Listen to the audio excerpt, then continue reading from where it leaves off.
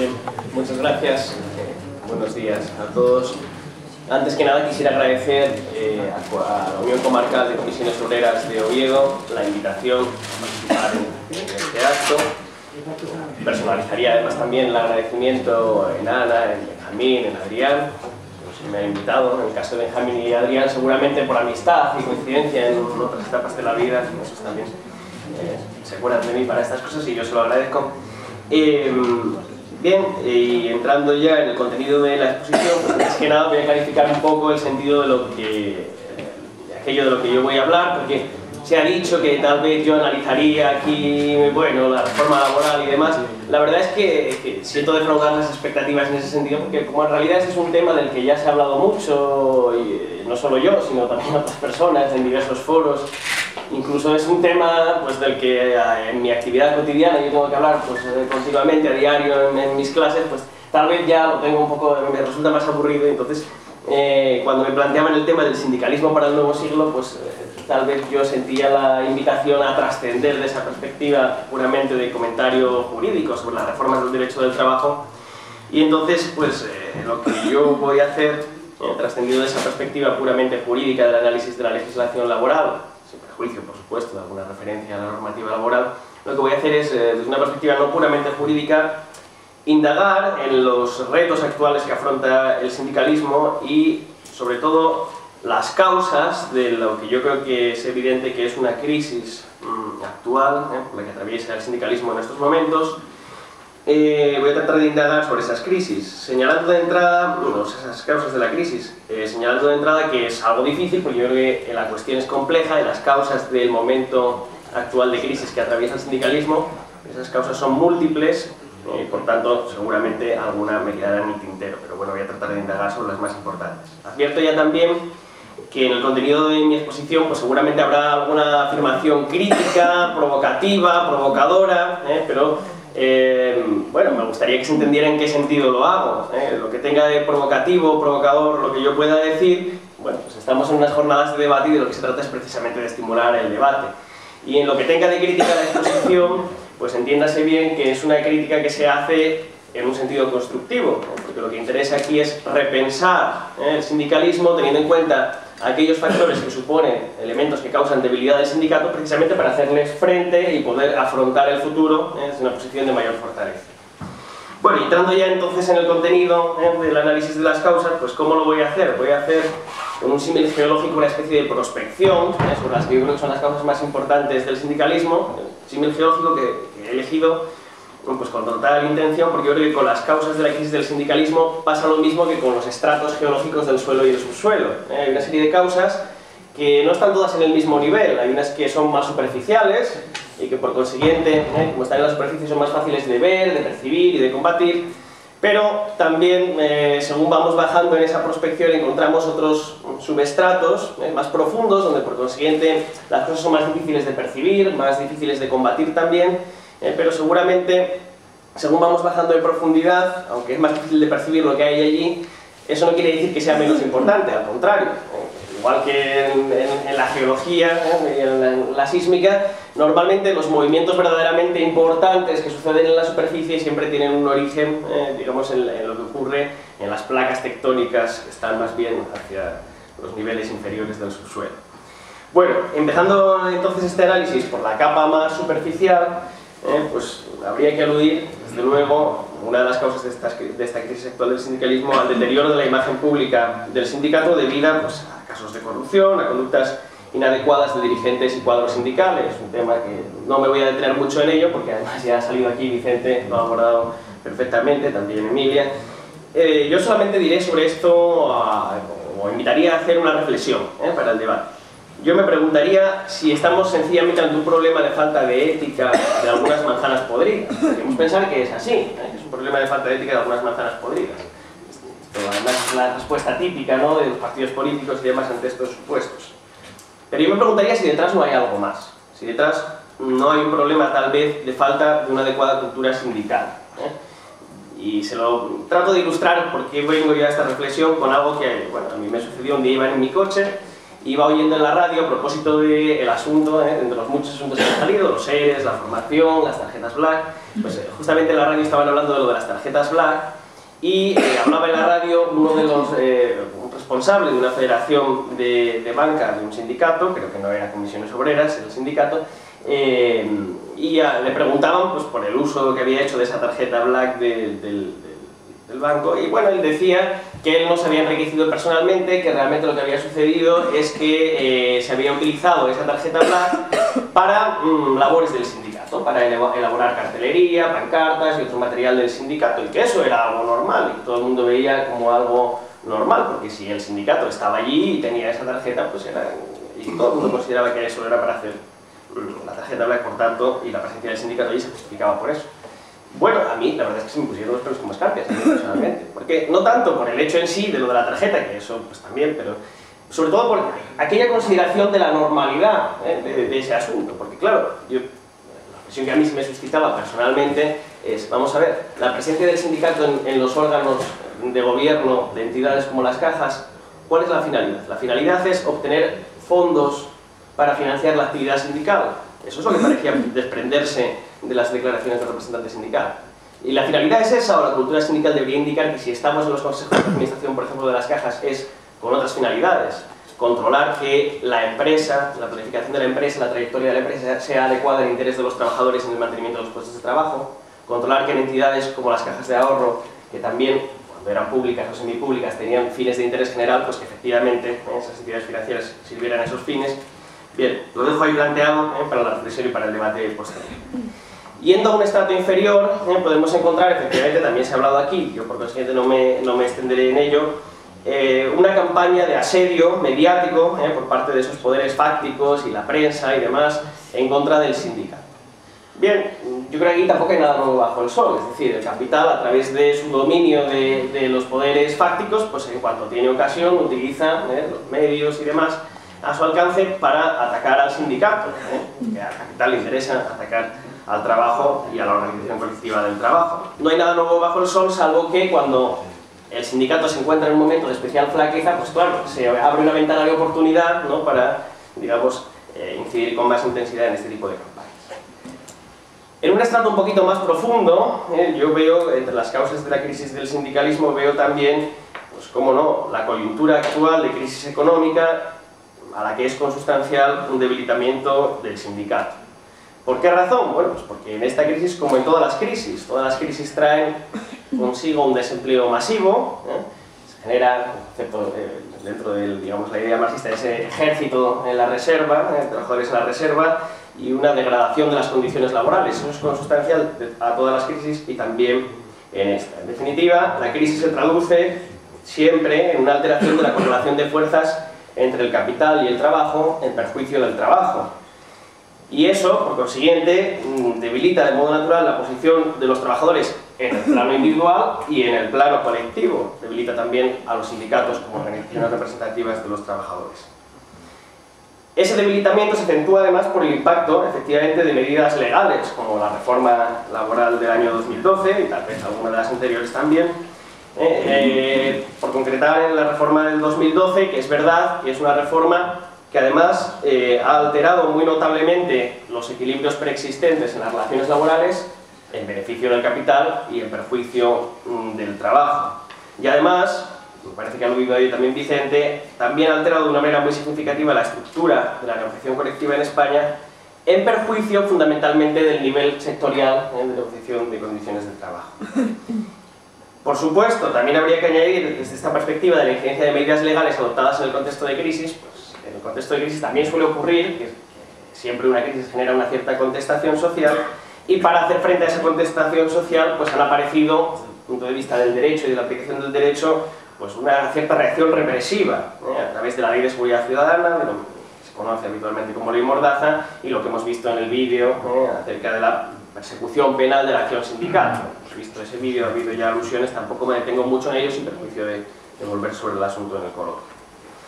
Pero yo creo que hasta aquí todavía estamos en el suelo y el subsuelo, capas iniciales, pero creo que la crisis del sindicalismo hunde sus raíces aún más profundamente en otras causas tal vez más difíciles de apreciar.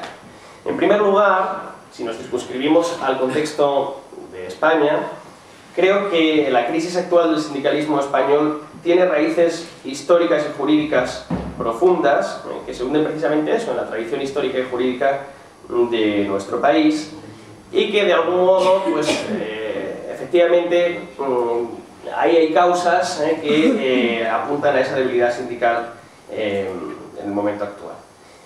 ¿En qué sentido? Pues yo diría que el punto de partida aquí ha de ser considerar, que todos lo sabemos, que la tradición sindical española, que había sido intensa, en perspectiva histórica larga, había sido bastante intensa, quedó bruscamente interrumpida durante la etapa del franquismo.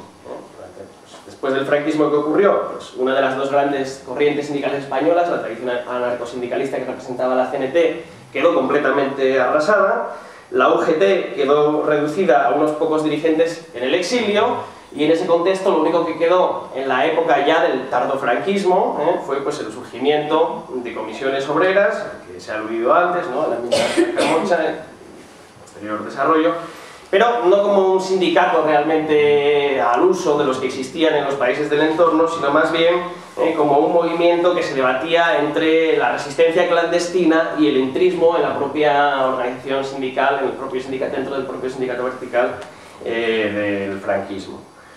Así las cosas, ¿qué es lo que ocurrió en la época de la transición española y en los años 80? Pues ocurría que se hacía, una vez proclamado la libertad sindical, por consiguiente, abierta la ventana para construir un modelo libre de sindicalismo y de relaciones laborales, pues existía la necesidad de edificar rápidamente ese nuevo modelo de sindicalismo libre y de relaciones laborales, un sistema de relaciones laborales moderno. Pero había que hacerlo desde la nada, porque no había nada, como acabo de decir, ¿no? Apenas había pues, comisiones obreras que no era un sindicato al uso, sino un movimiento de resistencia prácticamente, y los dirigentes en el exilio de la UGT, los que quedaban de la CNT en el maquis, poco más, ¿no?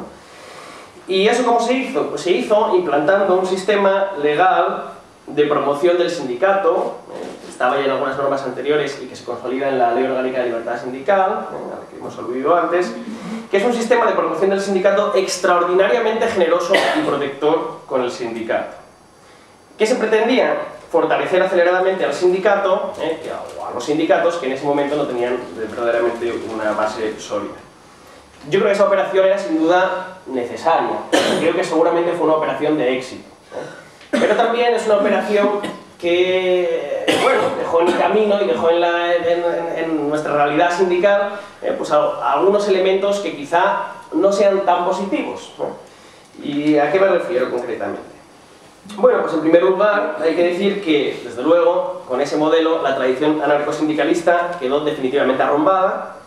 Por otro lado, hay que decir que ese modelo consagró, a través de la figura de los denominados sindicatos más representativos, consolidó un oligopolio sindical, es decir, que digamos que el panorama sindical español iba a estar dominado por dos grandes organizaciones sindicales con esa condición de sindicatos más representativos, que tenían unas facultades y unas capacidades de actuación y una protección legal muy por encima de todas las demás organizaciones sindicales. Esto, que seguramente era necesario, es verdad que desde el punto de vista del fomento del pluralismo sindical, pues tal vez no sea lo más indicado.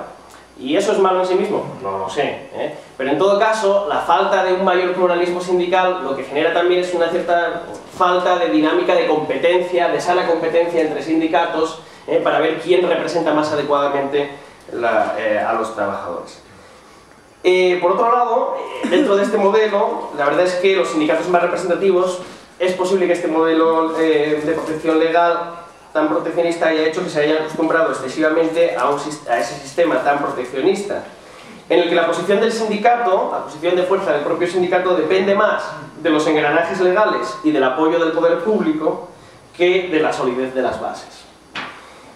Además, claro, todo esto en el fondo también es una cuestión que, sin perjuicio de que el sistema que se instaura es perfectamente un sistema de sindicalismo libre, no obstante, es un sistema en el que todavía anidan fuertes resonancias del paternalismo estatal y del corporativismo que han sido tan propios de nuestra historia larga.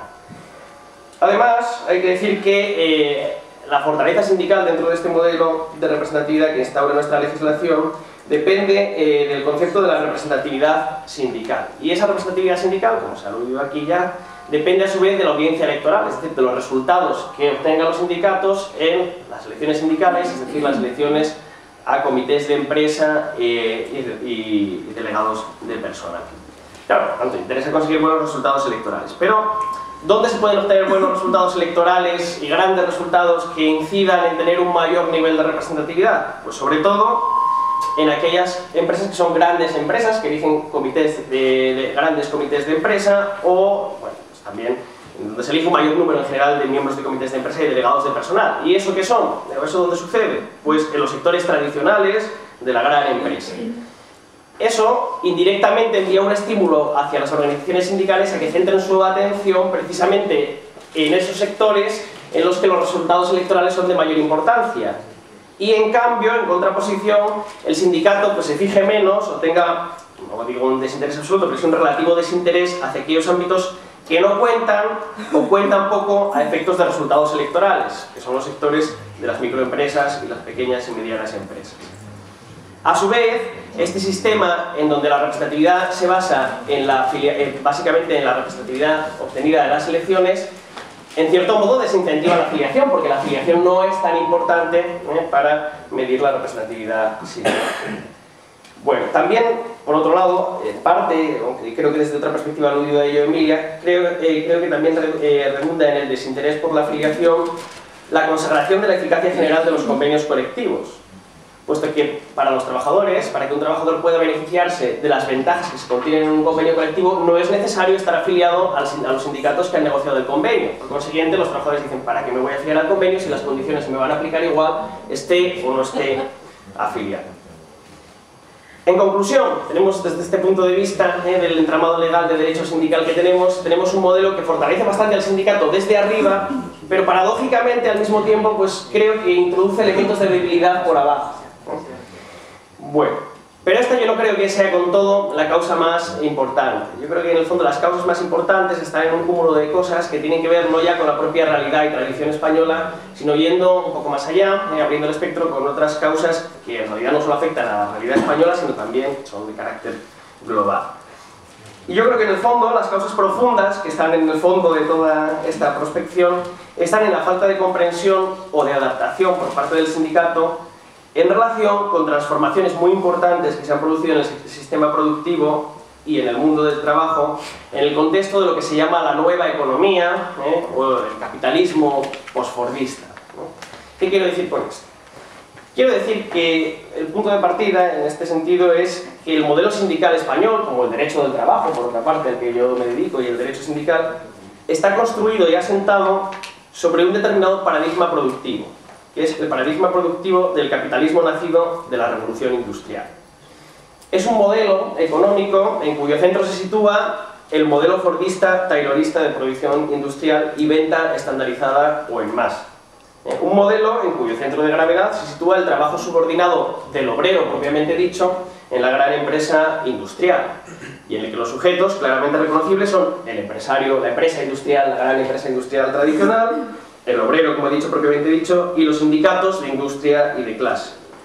Debe destacarse que en este modelo, además, en los inicios de la revolución industrial, el obrero, el trabajador, pues respondía casi a un sujeto tipo. Había una gran homogeneidad de toda la clase trabajadora, todos los trabajadores se parecían mucho en sus condiciones de trabajo.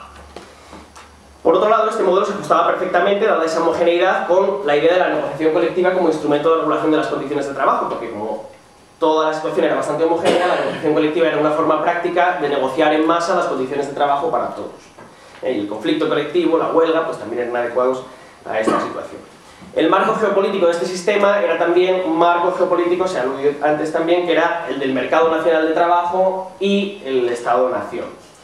Pero todo eso ha sufrido grandes transformaciones, ya digo, en el contexto de la economía, de esta nueva economía capitalista, o en el contexto de esta, podríamos llamar la transformación del capitalismo en lo que se viene a llamar el posfordismo. El modelo económico cambia debido al impacto de la crisis de los años 70, que se ha conocido muy habitualmente como crisis del petróleo, pero que en el fondo era mucho más que una crisis del petróleo. Era una crisis en la que se combinaban pues, básicamente dos cuestiones: una contracción muy fuerte de la demanda y al mismo tiempo una crisis en términos de análisis marxista, una crisis de superproducción, es decir, se estaba produciendo más en el sistema de producción industrial de lo que la demanda de bienes y servicios era capaz de absorber.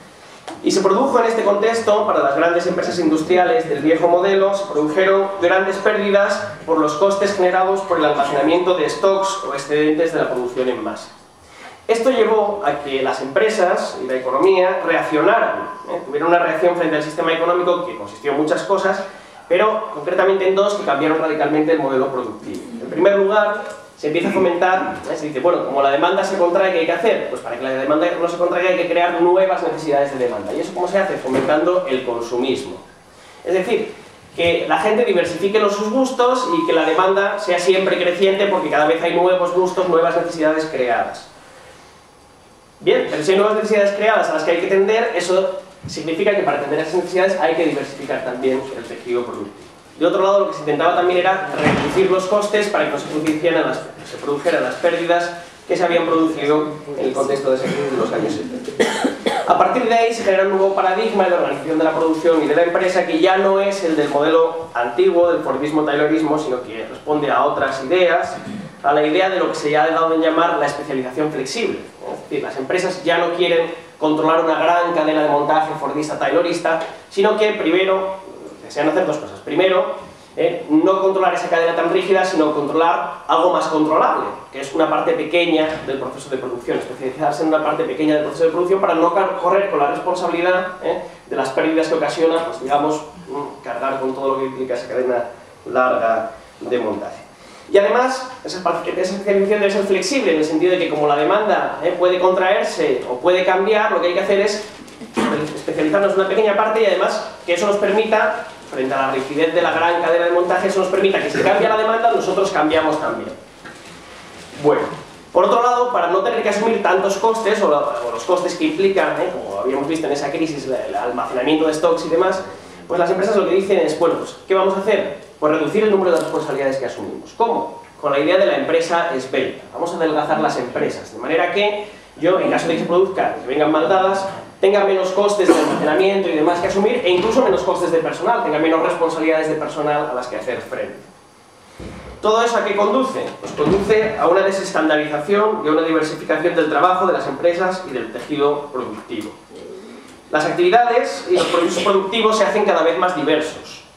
En particular, frente al centro del modelo en torno a la producción industrial, ahora empieza el auge del sector servicios, empiezan a surgir frente a la gran empresa industrial, empieza un resurgir de las pequeñas y medianas empresas, de las microempresas e incluso del trabajo autónomo o semiautónomo.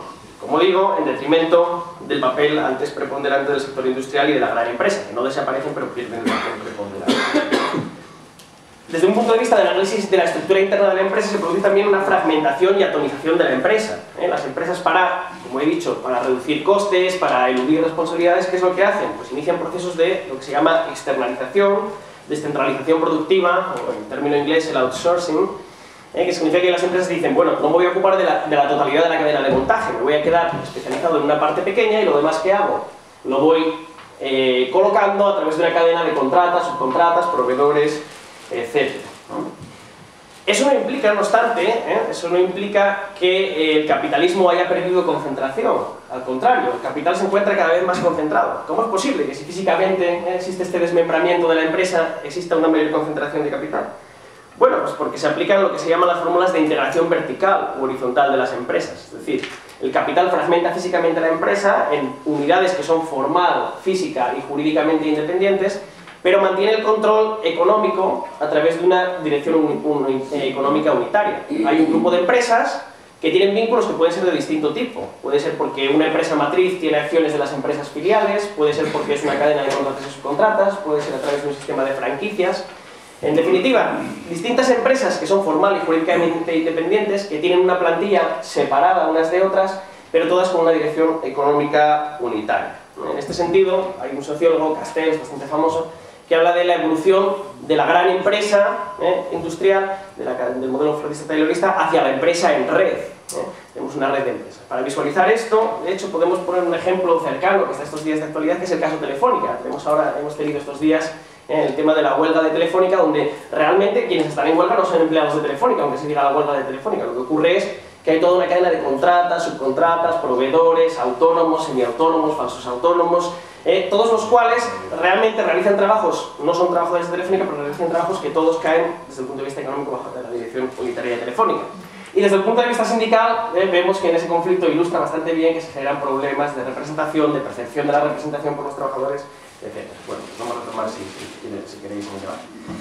Bueno, de otro lado, el marco geopolítico también se altera radicalmente, ya se ha dicho aquí. En la época de la globalización, o como a mí me gusta decir, más que la globalización, la mundialización del capital y de la economía, pues el marco ya no es el Estado-nación, es un marco internacional. Las empresas están expuestas, en ese marco de mundialización de la economía, están expuestas a la competencia global.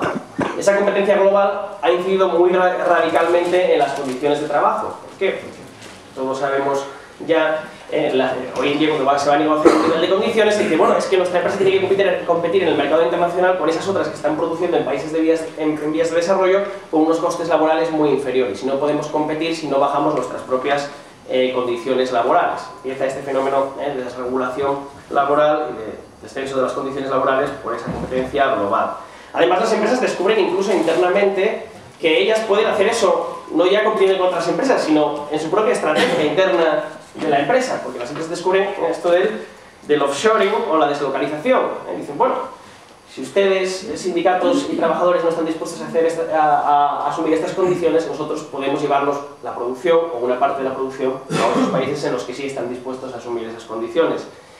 Esto, en definitiva, pues, redunda en un debilitamiento de la posición negociadora de las organizaciones sindicales a través de todas estas fórmulas de lo que se conoce como dumping social. ¿Cómo impacta todo esto en el mundo del trabajo y en el del sindicalismo? Ya lo he dicho en cierto modo, pero tal vez por recapitular o poner más en claro algunas de las cuestiones yo creo más importantes.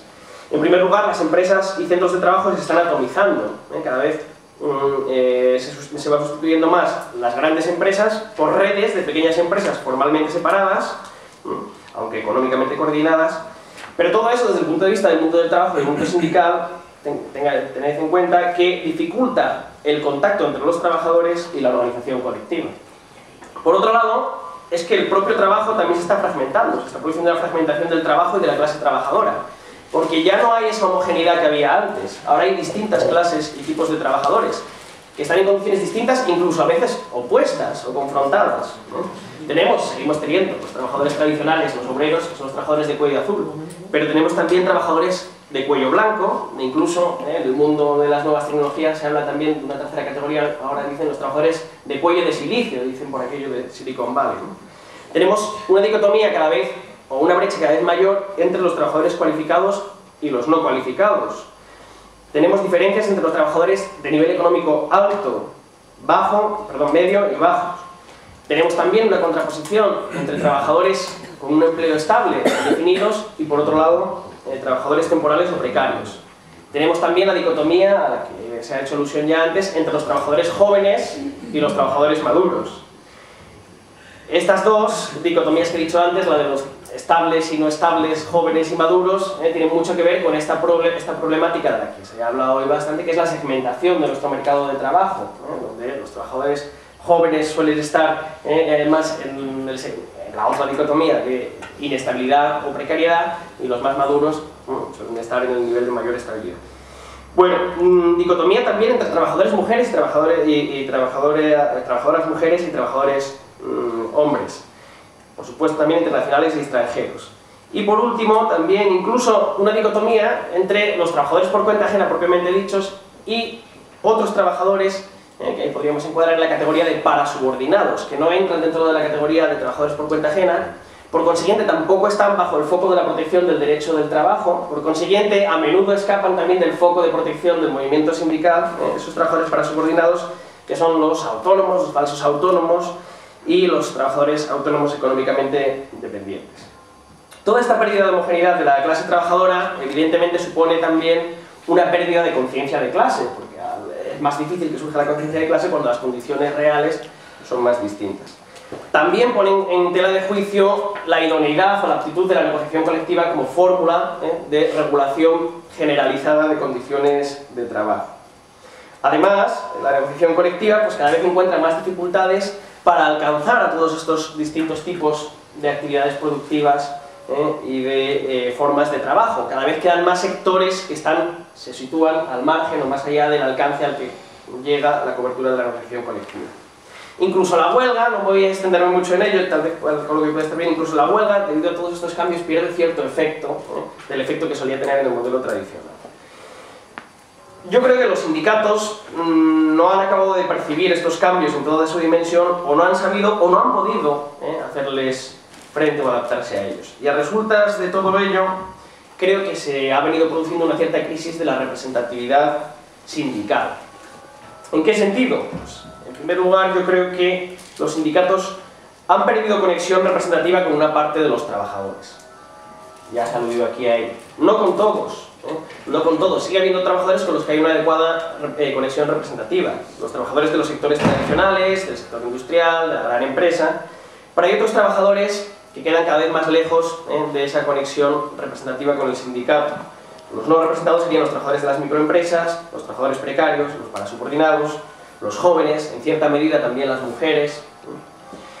Es un fenómeno además que se retroalimenta, porque esto es como cuando en una relación de pareja las cosas se van deteriorando, ¿no? Es decir, hay un deterioro de inicio, pero luego, claro, a su vez estos trabajadores perciben al sindicato como más alejados y reaccionan, digamos, agresivamente hacia el sindicato, y una percepción desfavorable.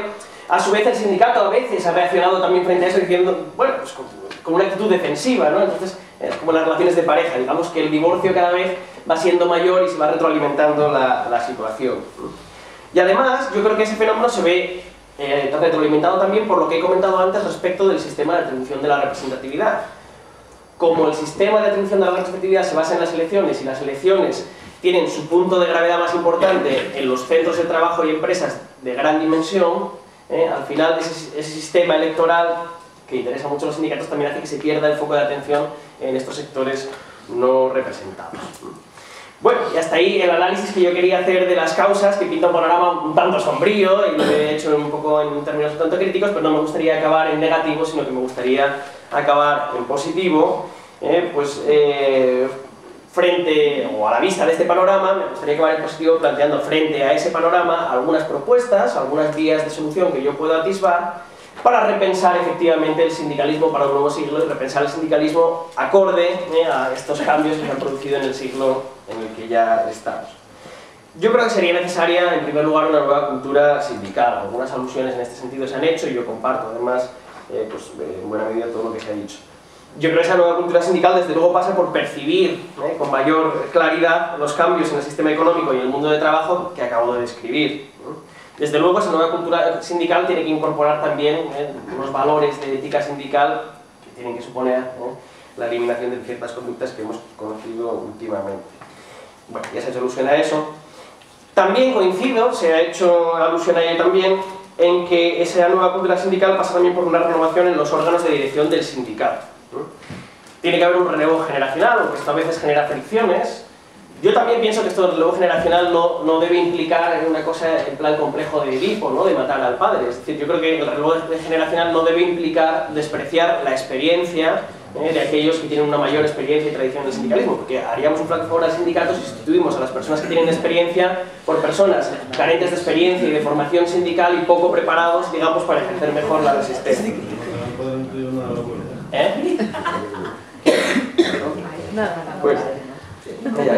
Bueno, diría que, no obstante, algún cambio tiene que suponer ese relevo generacional. Tampoco puede ser que la nueva generación sencillamente venga a reproducir exactamente los esquemas de la generación anterior. De lo que se trata precisamente es que la nueva generación, que tiene una experiencia distinta y una percepción distinta del mundo del trabajo, pueda incorporar esa percepción distinta a los órganos de dirección del sindicato. En este sentido, creo también que debe incorporarse en mayor medida la mujer a los órganos de dirección del sindicato. No solo porque es una cuestión de igualdad de sexos, porque si efectivamente la mujer ya se ha incorporado de manera masiva al mercado de trabajo, e incluso ha empezado a incorporarse también de manera muy significativa a la propia afiliación del sindicato, creo que debería haber una justa correspondencia a los órganos de dirección del sindicato. Por eso conecta también con el hecho de que yo creo que es necesario ese relevo en la dirección del sindicato que permita percibir los cambios en el mundo del trabajo. Y es que la cuestión es que precisamente los sectores del trabajo que están feminizados son algunos de estos sectores de la nueva economía, de los sectores no tradicionales a los que el sindicato encuentra más dificultad para llegar. Yo creo que es necesario incorporar al sindicato personas que provengan de esos sectores y trabajos no tradicionales para adquirir esa percepción. Y entre esas personas, pues muchos o muchas son precisamente mujeres. Creo también que es necesaria la transformación de la estructura interna y del modo de organizar la actividad sindical, que actualmente está basada en las grandes federaciones sectoriales y en la actuación preponderantemente a nivel sectorial. Y yo creo que eso es necesario transformarlo en alguna medida. Sé que hay procesos de fusión de federaciones. Yo no estoy seguro de que esa sea, digamos, la orientación o la dirección más adecuada a seguir en la transformación interna de la organización sindical. Yo creo que si he hablado de que la empresa está cambiando y se está fragmentando y se está yendo hasta esta idea de la empresa en red, lo que tendría que hacer el sindicato es también transformarse, adecuarse a esa realidad y empezar a intentar funcionar como sindicato en red. ¿Y eso qué es? ¿O eso cómo se hace? Bueno, pues es difícil porque es una forma que nos es ajena a nuestra tradición. Pero yo creo que hay posibilidades. Hay posibilidades como por ejemplo las que ofrecen las nuevas tecnologías, las redes sociales, y hay ejemplos. Los movimientos sociales, otros movimientos sociales han empezado a utilizar las redes sociales y otros mecanismos que nos ofrece la tecnología actualmente para esta actuación ciudadana coordinada en red.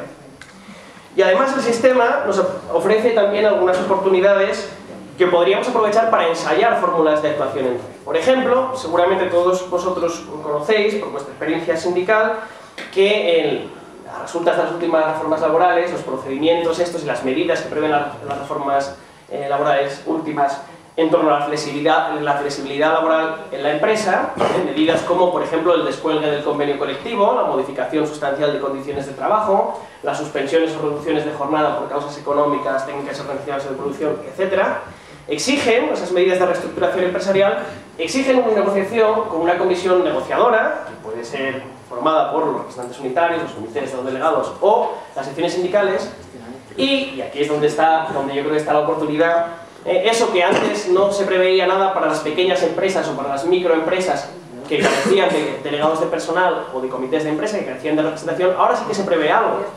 Se prevé que esa negociación pueda ser llevada adelante con una comisión negociadora designada por los propios trabajadores de la empresa, que carece de representantes, pero pueden designar una comisión ad hoc, una comisión para negociar esas medidas o esas reformas. Y esa comisión pues pueden ser trabajadores que hayan elegido entre ellos los propios trabajadores de la empresa, o esos trabajadores pueden encargar la formación de la comisión al sindicato.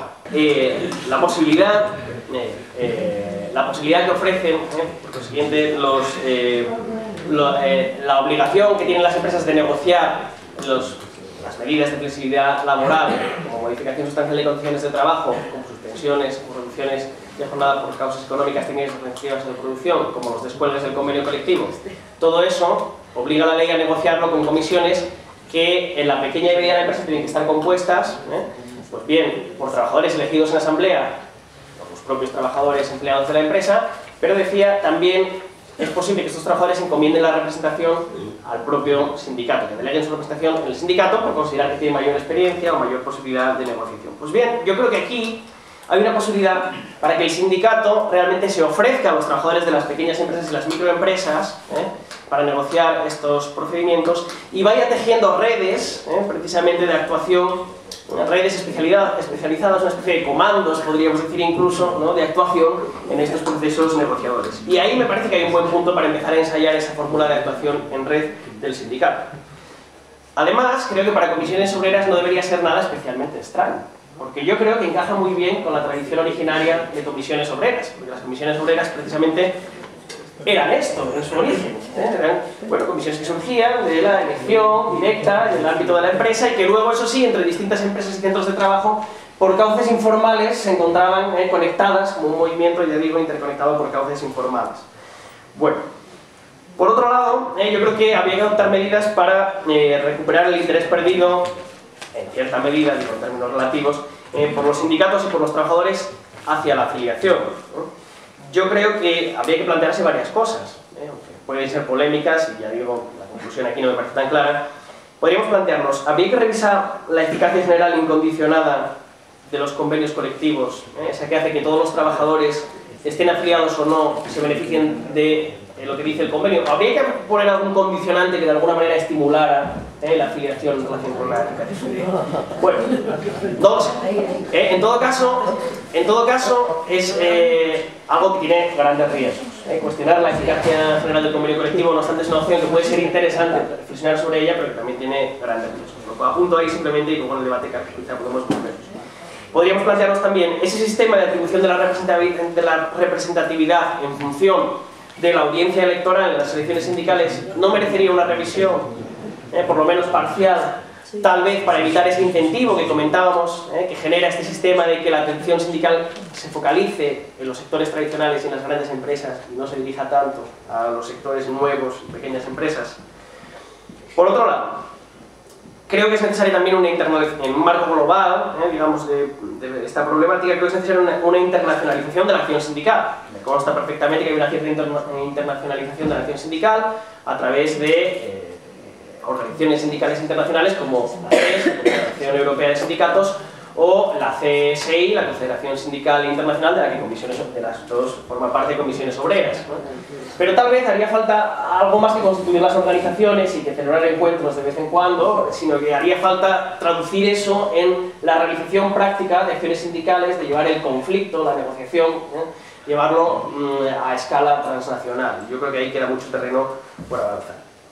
Y por último, yo creo que en todo caso es imprescindible que los sindicatos hagan un esfuerzo por volver su atención también hacia esos sectores hoy no representados o con los que existe un mayor divorcio de representatividad sindical, porque eso creo yo que es la única forma de detener, o sea, eso sería la única manera de detener la cada vez más aguda crisis que yo creo que existe hoy de representatividad sindical. En todo caso, yo soy optimista y creo que con estas y con otras propuestas que han salido aquí a colación en esta mesa, creo que es posible repensar el mundo del trabajo, repensar el sindicalismo para fortalecerlo en el futuro. Nada más, muchas gracias.